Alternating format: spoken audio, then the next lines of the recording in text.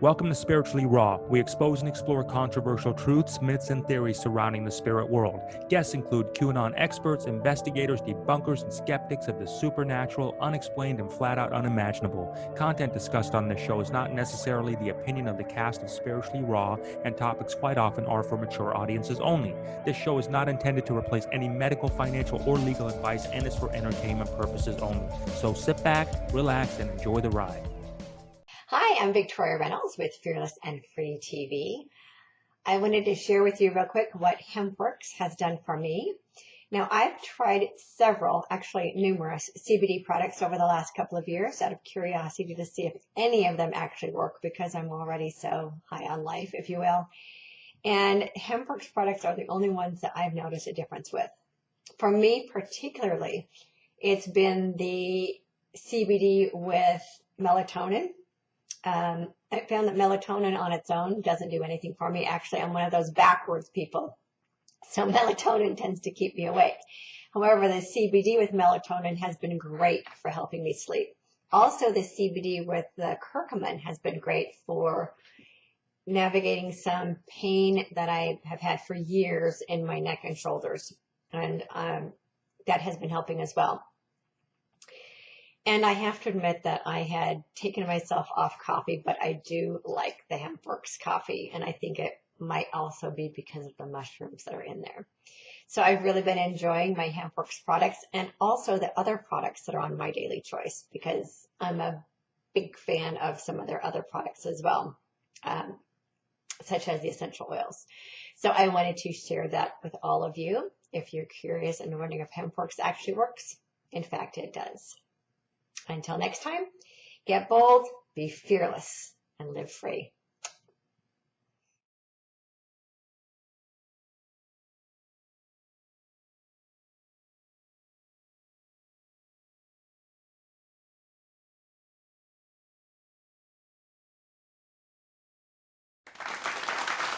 Hello, everybody. How are you? And welcome to Spiritually Raw. Thank you very, very much for your energy exchange with us today. As always, we hope you woke to the most miracle morning and are also having the most fortunate day today. We have a really good brother on for you today, Neil Gore. April's going to tell you about Neil in just a moment. I do want to thank you very much for staying connected with us.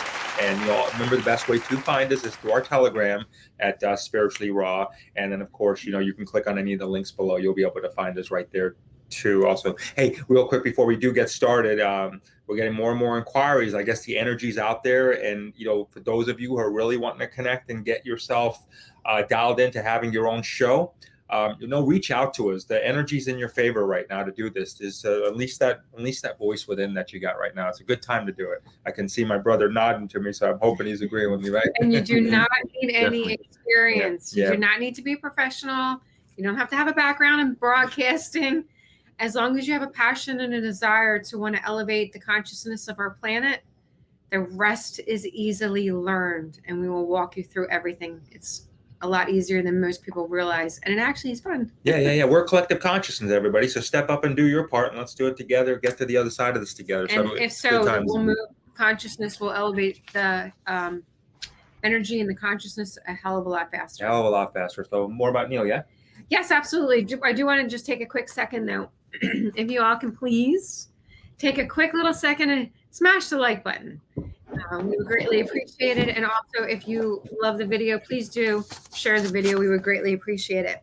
Okie dokie, Neil Gore. He's a philosopher, historian, researcher, spoken word artist, and founder of the Portal of Ascension, a conscious event production company that's worked with over 1,500 researchers, spiritualists, scientists, consciousness explorers, and more. Topics include the origins of humanity, the existence of extraterrestrial life, exposing the hidden truths, and exploring the nature of reality. He travels the world with his wife, Soul, facilitating gatherings and filming documentaries that are intended to empower individuals to reclaim their sovereignty, awaken to their full potential, and exploring in ways in which we can create unity and peace on earth. All right, How Neil. Wonderful does that sound? Formally welcome, brother.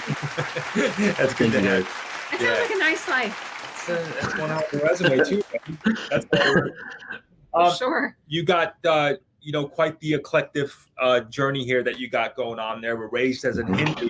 How did you really gravitate? How did you connect to this work that you're doing based on the beliefs and the heritage that you've grown up there in the East?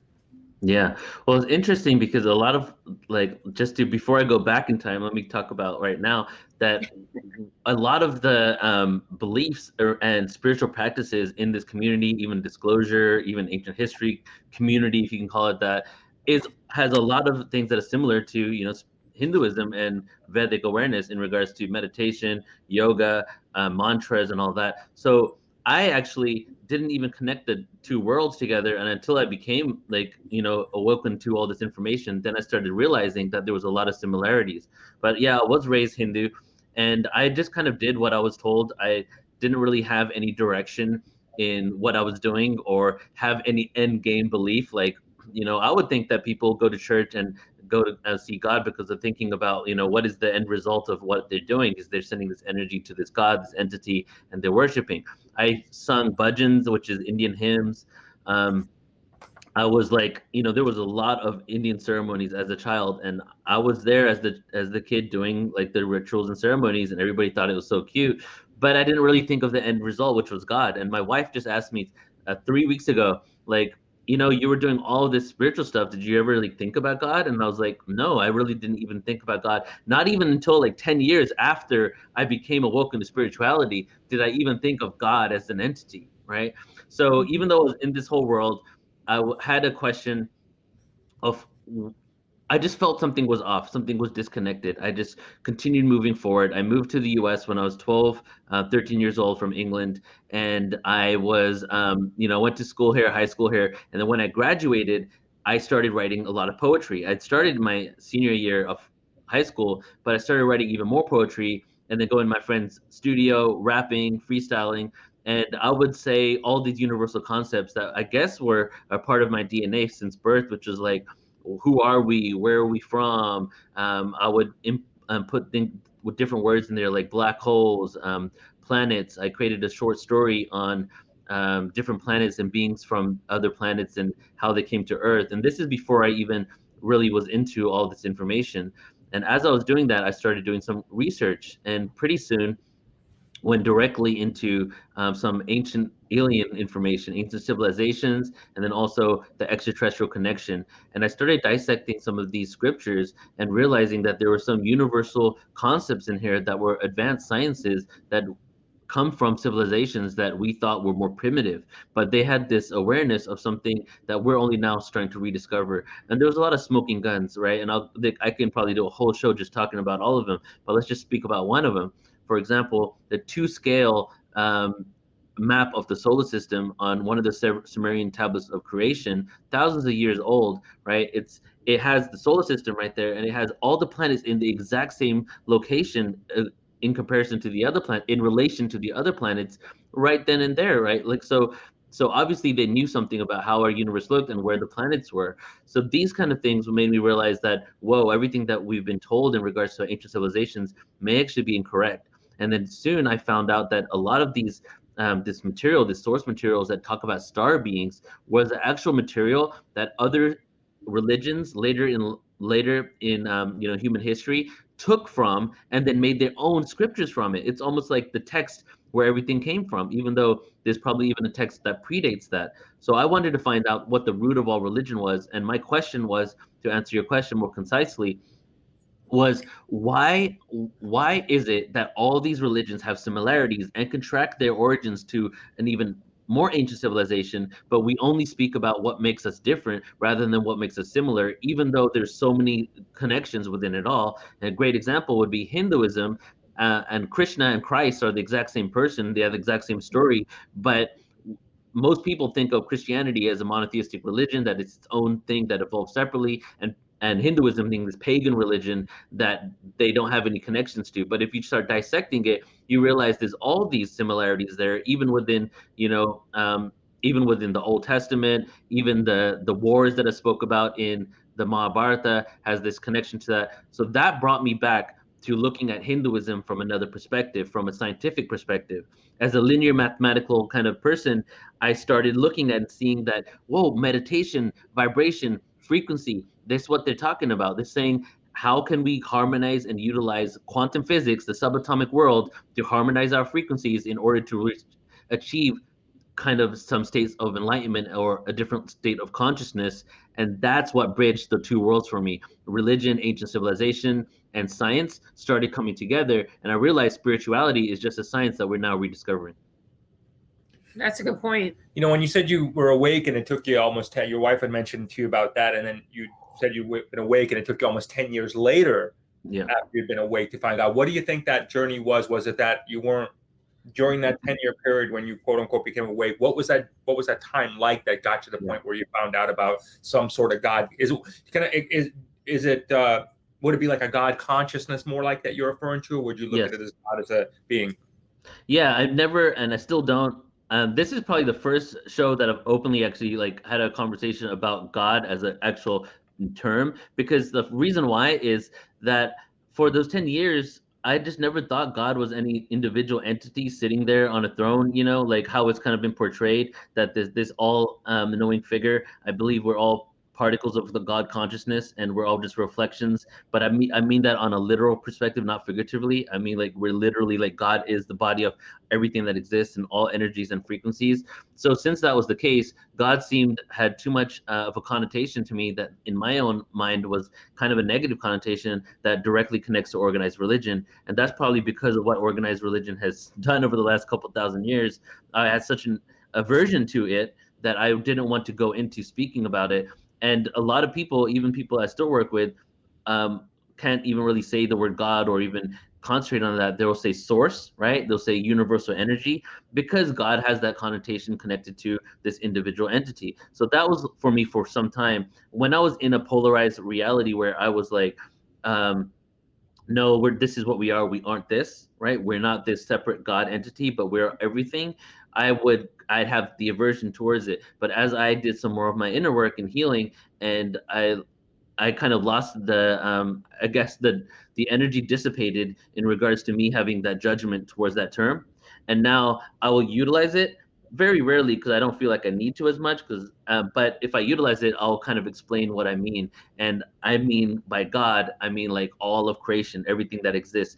I don't pretend to know what the God consciousness actually looks like, right? It could be anything. I'm in this world of amnesia. I don't have complete remembrance of my past lives and ET lives, so I'm not going to exactly know. But I do think that we are all part of this one energy, and that oneness is the God consciousness. Do you think that's why a lot of people are atheists? Well, I became atheist. I called myself an atheist Hindu when I was in 2001, 2002, because like the way I looked at it was that an atheist Hindu. Yeah, because I did everything I was told, but I had no real belief, right?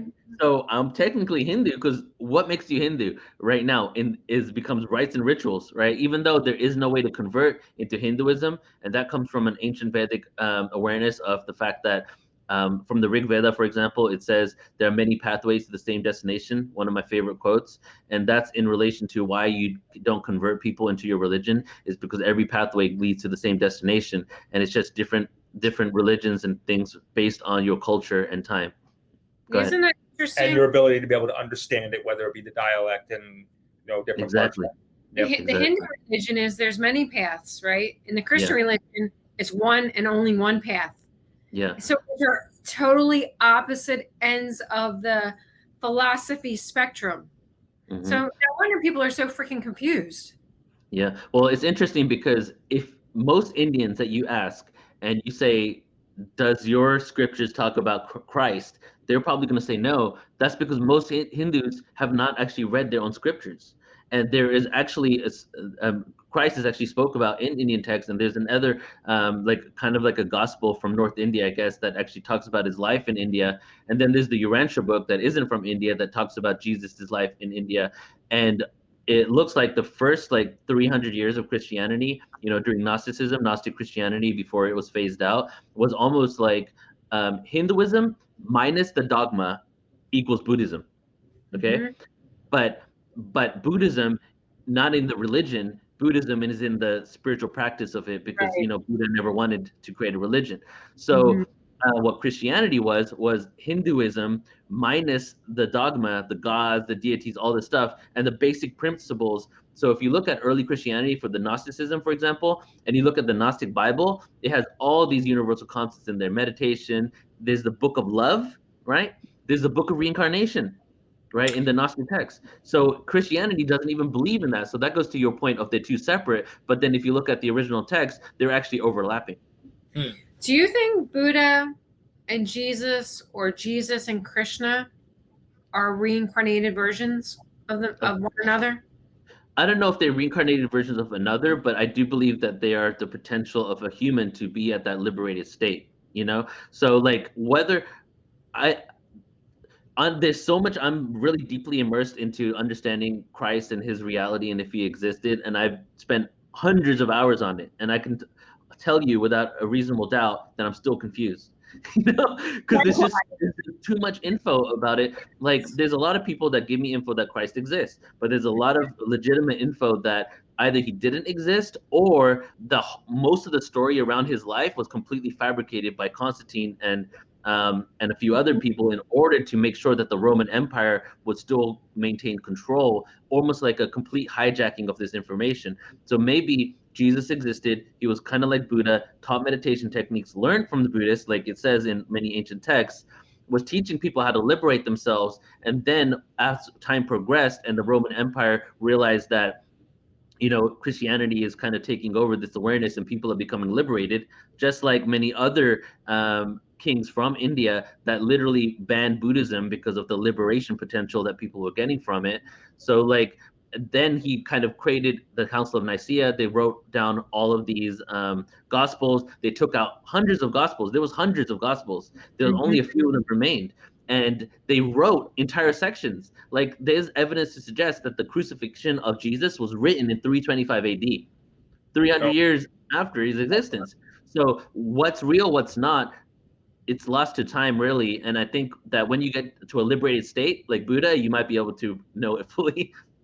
True. The one thing I do want to tag on real quick, though. You got a lot of questions for me, don't you? I got so many. I probably won't even get to the ones I wrote. I'll be back. The one thing that does make sense to me with Jesus and the missing years, that there's a high probability if he went anywhere, he went to India to learn the Vedas and to study with the real gurus. Mm-hmm. Yeah, and the scripture actually says in the Urantia book, actually has this whole half of the Urantia book is about Jesus in India, and it talks about the kid that he was there to tutor and how he actually discovered Buddhism and meditation while he was there. And if you look at Christianity, even the rosary bead, right, the rosaries, that's actually the mala bead from meditation in Buddhism. Right, that's true. That's conventionally accepted information. Right. So it's not like some fringe element right there. So there's a lot of similarities and connections for sure. You know, I want to get into if you can help get some misconceptions or clarification on the thought process, because when people take a look at the Hindu religion, they think, you know, oh, there's like a million and one gods and goddesses and this for this, this for this. I would like to get your clarity on that a little bit, or your interpretation on that. But before I do that, I do want to tag on, or I caught something you said, and I wanted to get a little bit of clarification on that from you, Neil. You mentioned my past life and my ET life. Mm-hmm. Can you explain to me about the ET life when you put those two together like that, what you were referring to?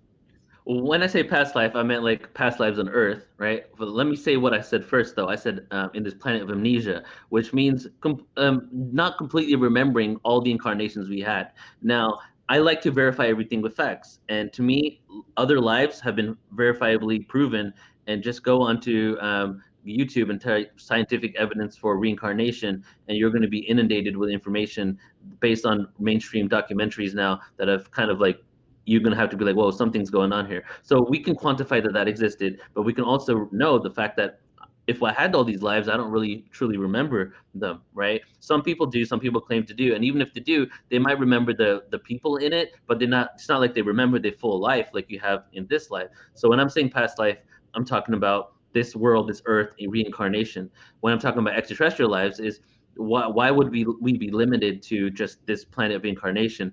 From my experiences, from my research, we probably had lives on multiple planets. But now I'll add a little caveat to that whole thing, is that time is a linear construct only within our planet and our distance from Earth to our sun, right? So even if linearity exists outside of our Earth, our form of linearity is only our distance from our Earth to our sun. As soon as you step outside of our atmosphere, you no longer have that same construct. So if you go outside of linear time, many ancient civilizations and other people have said that you go into secular time, and then the further back you go into time and the higher in dimension, higher is still a human construct, but let's just use that, the higher in dimension you go, the more you transcend the linearity of time. So as you transcend that time, time as we know it doesn't exist and becomes very fluid, and could even become non-existent in the realm of space, just space without time. So if that's the case, past lives and ET lives are always simultaneously happening, which gives us the potential to tap into it,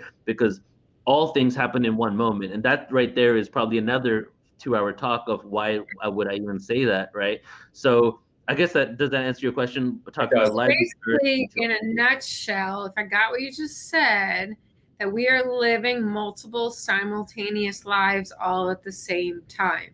Yeah, and then to throw in some science there is that even mainstream scientists say that their parallel dimensions most likely do exist, and that there's a version of us living in all these parallel dimensions, that maybe I made a left turn instead of a right turn, and every time I make a choice, another parallel version of that just splits off. So infinite realities. So if we're just talking about this universe and this dimension and my lives and past lives and incarnations, that's just one component. But the fact that we now believe there's a multiverse theory and that we exist in all these realities is that there's just an infinite version of ourselves experiencing everything, which goes back to the original intention of source, God, consciousness, whatever, was to experience itself into multiple forms. So it would just make sense that every type of experience probably does exist. When you put it like that, it actually does make sense. And it makes the ride a lot more fun if you think about it that way. It really does. Mm-hmm. What do you think? Is that déjà vu? Well, that's a good question. But do you think that the multiverse lives, Neil, from what you know, is there a possibility of them ever meeting? You meeting yourselves in other timelines? And what would that even look like? Would it be just a conversion of how did I know this, or would it be there a possibility of a physical meeting? And is that feeling of, that was weird, I just had déjà vu, is that where they're crossing? So okay, let me answer the déjà vu one first, because it ties into this. Is that what I've heard from channelers, like a lot of people, lots and lots of people, is that déjà vu is you remembering you laying out this moment before you incarnated. So it's like basically, if time doesn't exist, that even what I'm about to do and say in 5 minutes is already there and already happening, waiting for me to tap into it, right? Because parallel realities exist, infinite parallel realities. So if infinite parallel realities exist, everything I could ever say already exists. So therefore, everything is predetermined. However, if every single possibility exists, everything is free will at the same time, right? So we're completely in a paradox. And what my friend Brad Johnson, who channels the Dronus, likes to say is that predetermined free will is what it is. So it's like we have the illusion of free will, but it's not an illusion because every reality exists. So when you have déjà vu, it's you remembering, you having those brief moments where you're in that like flow state where you completely are aware of the fact that this already has happened. It's really cool. Is there any way to, because it doesn't happen very often, and when it does, it's like the closest feeling that you can get to a super higher consciousness, like in a split second. Is there any way to access that feeling more frequently? Okay, yes. So let me answer the oneness thing, though, the combining of the different parallel versions, and then we'll go into your question of if we can be in that flow state more. So the organized. I'm like, he's hosting it better than we are. I'm like clocking those into my head because these are great questions. Yeah, so like you might have to remind me though. So I do believe that we can have the technology to shift into other dimensions, whether it's a parallel dimension or whether it's a dimension within your multiverse or a parallel dimension that's like a mirror multiverse. Because a parallel dimension is like a mirror multiverse that you're doing something different and some things happen differently. Whereas a multiverse that is not a parallel dimension is just another universe that has completely different laws of physics, different people, different entities, the universe of energy. So that's probably real as well. What we've shown now in CERN, a lot of people have wondered what's happening at CERN. Well, this is one thing that they figured out, is that when they bombard these photons together, a particle escapes. I think that's what they've been calling the God particle. But when the particle escapes, it escapes out of this dimension and they don't know where it goes. After years and years of studying it, they realized that this particle is actually escaping to a fifth dimensional reality. Whoa. So what is happening when two light particles are colliding is that the output of the energy that's colliding is creating a mini portal, making that little particle escape into a fifth dimensional reality we can no longer perceive, but still exist within 3D because everything above dimension includes all the lower dimensions, but it's just at a frequency range that we can't perceive because of the bandwidth limitations that we have. So we do know that we can escape into different dimensions on a micro level, right? And what happens usually is we start with the micro and then we realize we can do it on the macro. For example, they've made subatomic particles bilocate, be in two places at the same time, right? That's conventional quantum physics. So what happens if we can take that technology into a higher Newtonian physical level?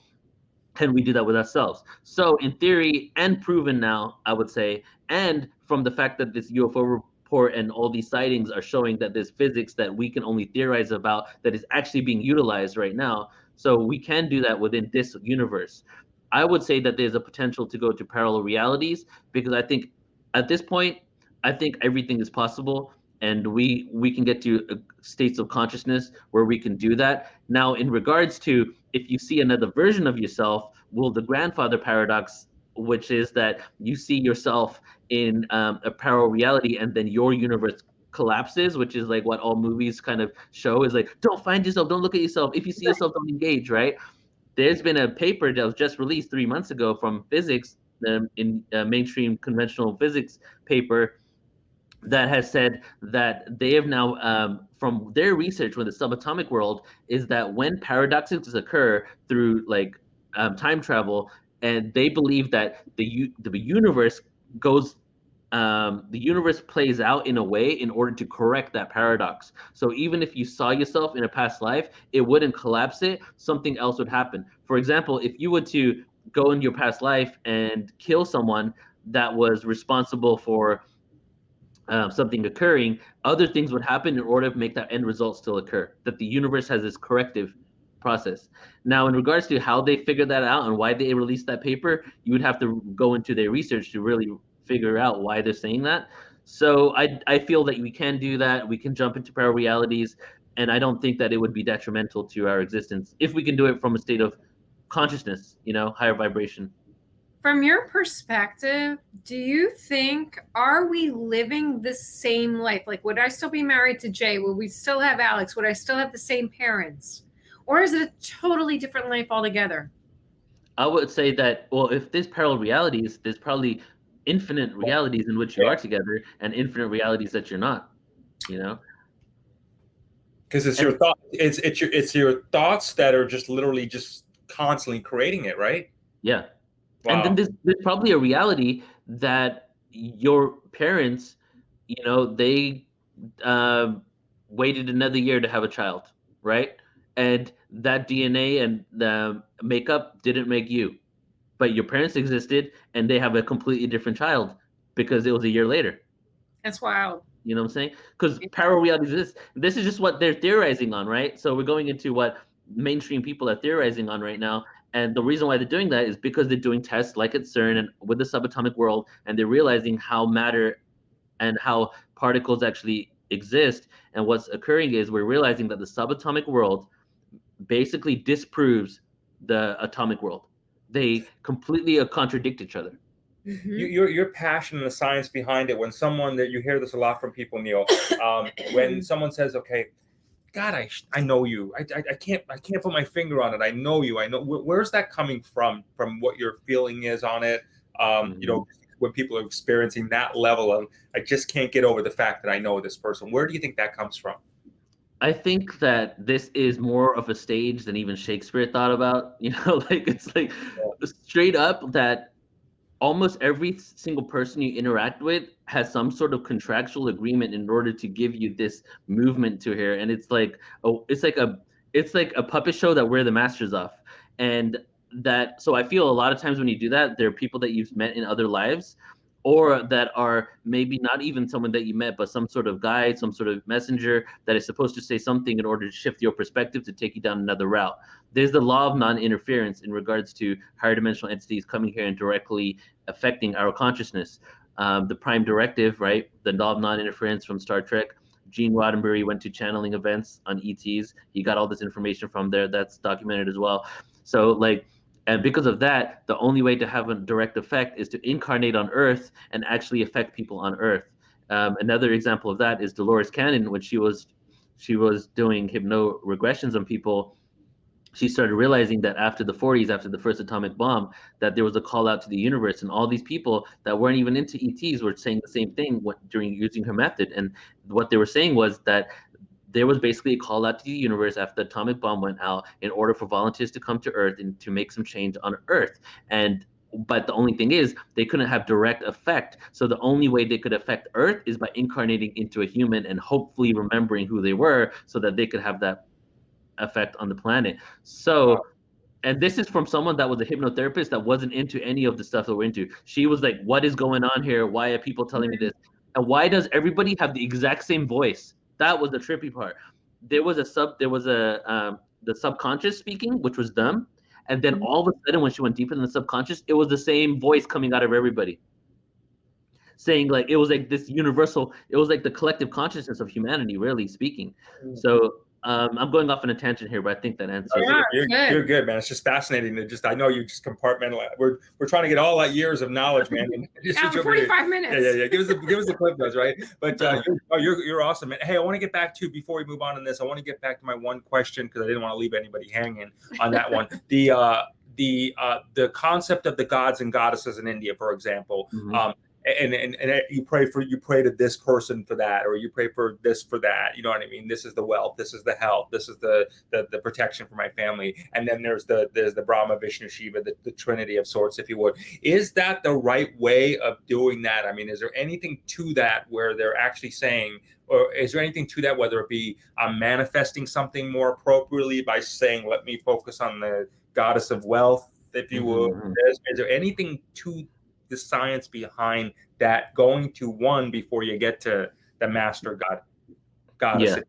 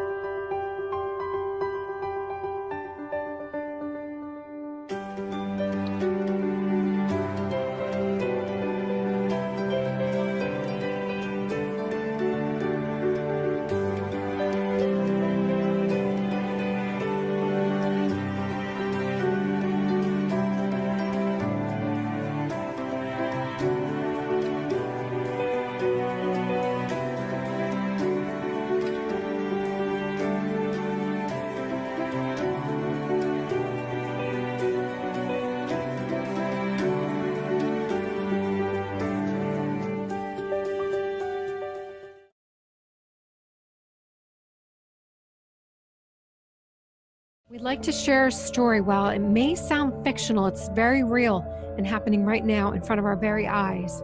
It's called The Great Awakening. Our sisters and brothers that come on Spiritually Raw are doing everything to help expand global consciousness, and in many cases putting everything on the line to share their messages about what's happening around the world for the greater good of humanity, while exposing the truth of the deep state and the dark forces behind it all.